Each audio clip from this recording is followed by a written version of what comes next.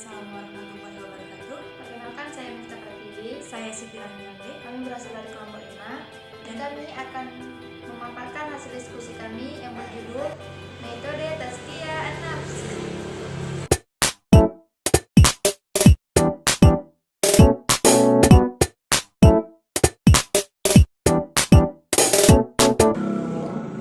Langsung saja memasuki hasil diskusi kami yang bertema Tazkiyah An-Nafsi. Sebelum membahas tentang metode Tazkiyah An-Nafsi, ada baiknya kita mengetahui pengertian Tazkiyah An-Nafsi dahulu. Apa sih Tazkiyah An-Nafsi itu? Adapun Tazkiyah An-Nafsi menurut bahasa adalah membersihkan jiwa, menyucikan diri. Kata Tazkiyah An-Nafsi berasal dari bahasa Arab, yakni masdar dari kata zakka. Tazkiyah An-Nafsi tidak akan diperoleh kecuali melalui tathhir An-Nafsi. Sebelumnya, kebalikan Tazkiyah An-Nafsi adalah Tazkiyah An-Nafsi.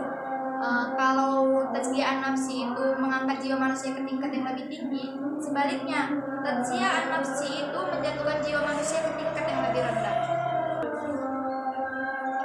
Fahru Razi dalam tafsirnya Al-Kabir mengartikan tazkiyah dengan tathhir dan tanmiyat yang berfungsi untuk memotivasi seseorang dalam beriman dan beramal saleh.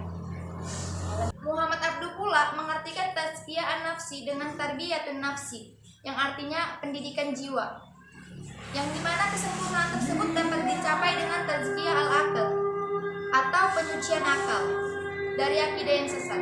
Sedangkan tazkiyah al-aql dapat dicapai dengan tauhid yang suci. Sardar pula mengartikan tazkiyah an-nafsi sebagai pembangunan karakter atau watak dan transformasi dari personalitas manusia.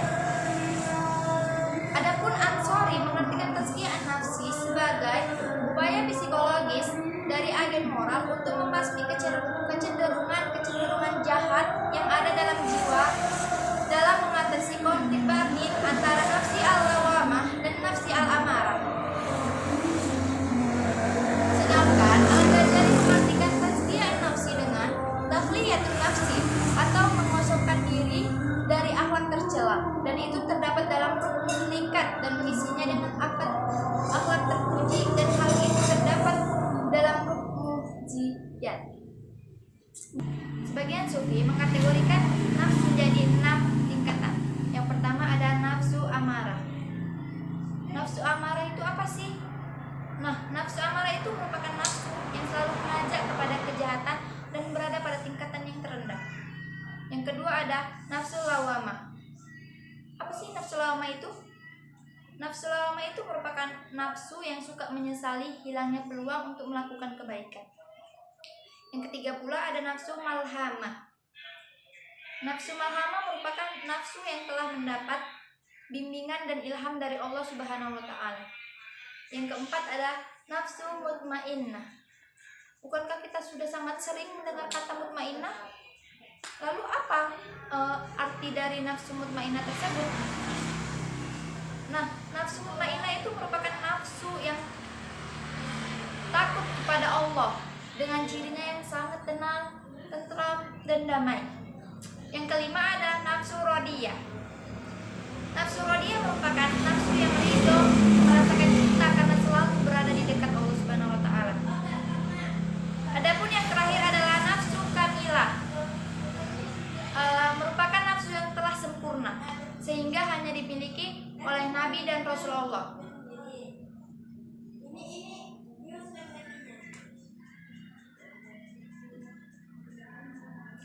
Tazkiyah diartikan sebagai ajaran para rasul kepada manusia yang jika dipatuhi maka akan menyebabkan jiwa mereka tersucikan olehnya. Diartikan juga sebagai mensucikan diri dan jiwa yang kotor.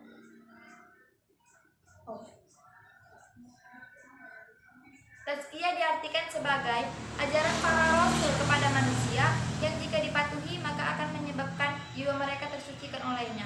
Diartikan juga sebagai mensucikan diri dari jiwa yang kotor, mensucikan diri dari syirik. Karena apa? Karena dalam Al-Quran memandang bahwa syirik adalah perbuatan najis. Dan diartikan juga sebagai untuk mengangkat martabat manusia dan mengangkat martabat kaum munafik dari kaum munafik ke kaum mukhlisin. Demikianlah pengertian dari tazkiyah nafsi. Selanjutnya akan disambung dengan metode tazkiyah nafsi oleh rekan saya, Saudari Rami.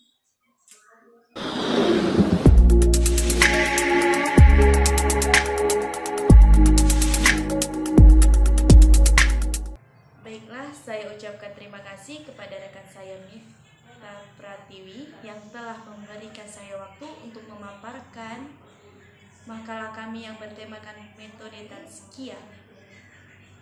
Baiklah, di sini awalnya ialah kaum sufi meyakinkan bahwa akal manusia memiliki kelemahan. Meskipun relatif sukses memberikan gambaran rasional terhadap dunia spiritual.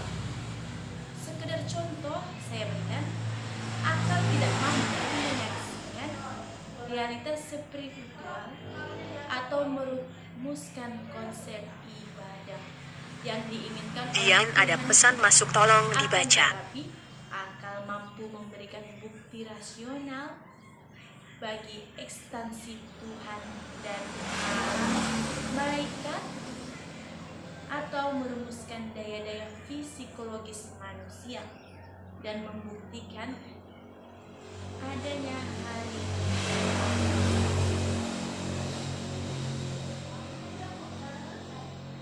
dan keabsahan tazkiyah al-nafs atau metode irfani diakui oleh kitab suci umat Islam. Al-Quran misalnya menegaskan bahwa Nabi dan Rasul diutus untuk menyucikan jiwa manusia. Di dalam Al-Quran surah Ali Imran ayat 3-104. Term tazkiyah al-nafs disebut dalam Al-Quran sebanyak 25 kali dalam berbagai bentuk zakiyah, azkar, zakah, jirazki atau zaki. Istilah tersebut dalam memahami masalah kesehatan moral secara luas adalah penting di zaman ini, walaupun kemajuan ilmu teknologi dan ilmu industri itu sangatlah pesat, dapat memberikan kemudahan dan kesenangan kepada manusia, tetapi semuanya itu belum benar dapat menjamin kesejahteraan dan kehidupan jiwa. Hal ini disebabkan oleh kemajuan yang membawa perubahan dalam kehidupan sosial dan kehidupan budaya. Manusia sudah tentu mempengaruhi kehidupan jiwa.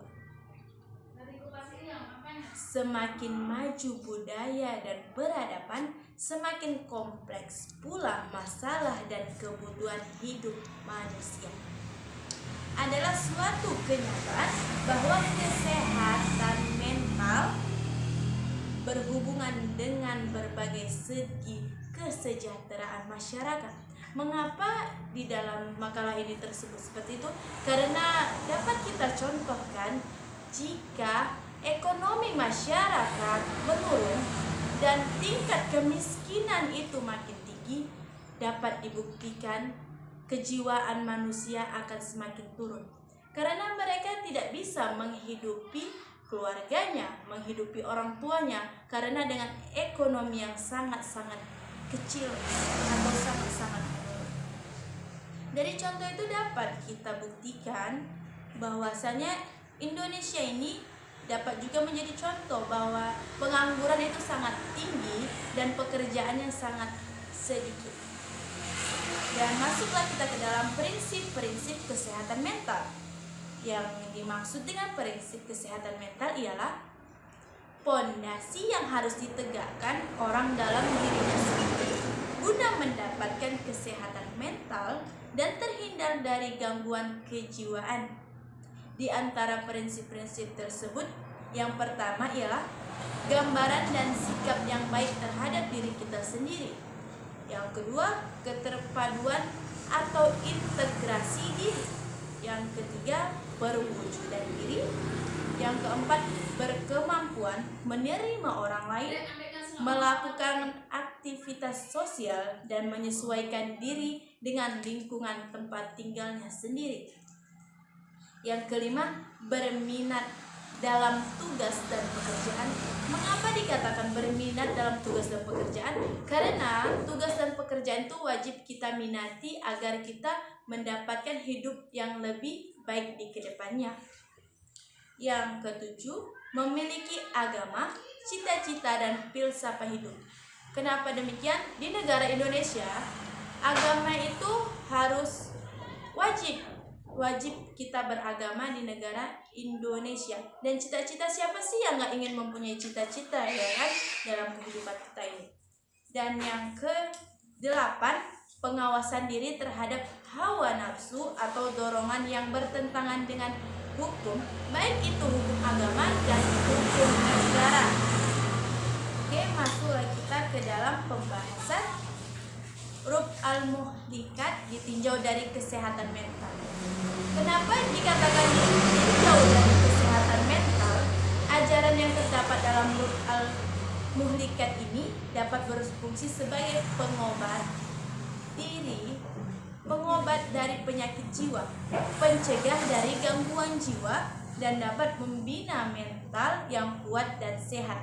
Dalam perawatan kejiwaan ini terdapat hubungan yang sangat erat antara kesehatan mental dan moral ataupun akhlak.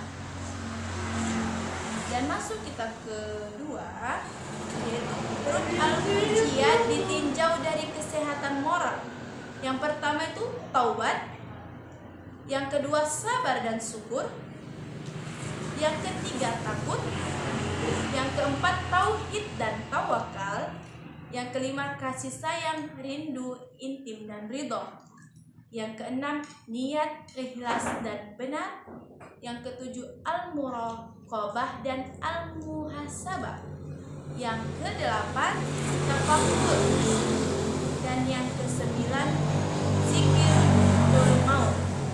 Dan sampai sini pembahasan saya, dan akan saya alihkan lagi ke rekan saya Miftah Pratiwi. Demikianlah pemaparan dari makalah kami. Adapun kesimpulan yang kami dapat adalah, yang pertama, konsep tazkiyah an-nafs pada hakikatnya adalah konsep tazkiyah dalam Islam, karena ajarannya yang berdasarkan Al-Quran dan Sunnah. Yang kedua, konsep tazkiyah al-nafs al-Ghazali tidak hanya terbatas pengertiannya pada tahliyah al-nafs dan tahliyah al-nafs.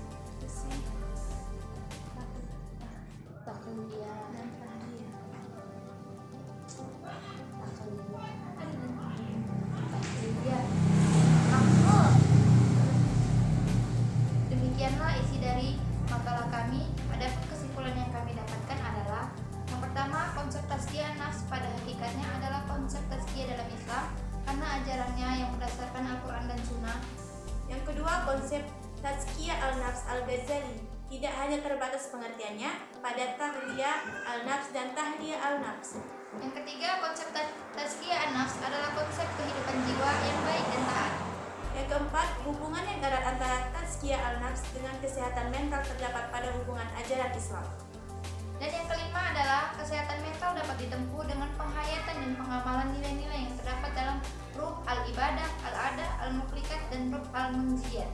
Yang keenam, akhirnya dapat dikatakan bahwa antara kesehatan mental dan konsep tazkiyah al-nafs mempunyai hubungan yang sangat erat dan dapat menciptakan ketenangan, ketentraman, dan jiwa yang sehat sehingga dapat terwujudnya kehidupan yang tentram di dunia dan di akhirat. Demikianlah hasil makalah kami. Semoga apa yang kami sampaikan dapat bermanfaat bagi Anda sekalian. Akhirul kalam, wassalamualaikum warahmatullahi wabarakatuh.